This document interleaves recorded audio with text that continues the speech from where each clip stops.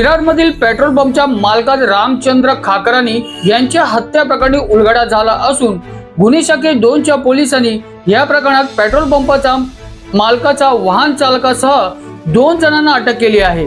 चोरीच्या उद्देशाने ही हत्या करण्यात आल्याचे पोलिसांच्या तपासामध्ये उघड झाले असून आरोपींनी चोरलेले 5 लाखाचे घड्याळ, 10 लाखाचे अंगठ्या व रोख रक्कम पोलिसांनी जप्त केली आहे।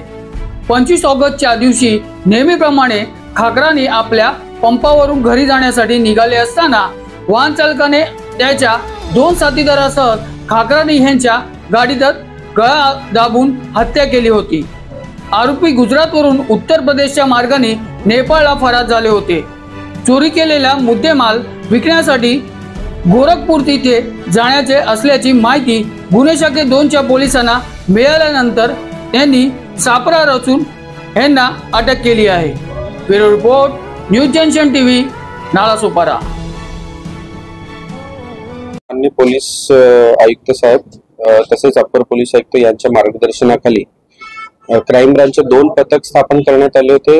पीआय रणवरे आणि पीआय राग यांच्या युनिटचे एपीआय कांबळे आणि एपीआय बेंद्रे असे 2 ऑफिसर्स आपण स्पेसिफिकली याच्यासाठी या गुन्ह्यासाठी आपण लावले होते। त्यासोबत जे कर्मचारी आहेत त्यापैकी हेड कॉन्स्टेबल पाटील, कोरे, ठाकूर, संधू, मागाडे तसेच आमचे सायबर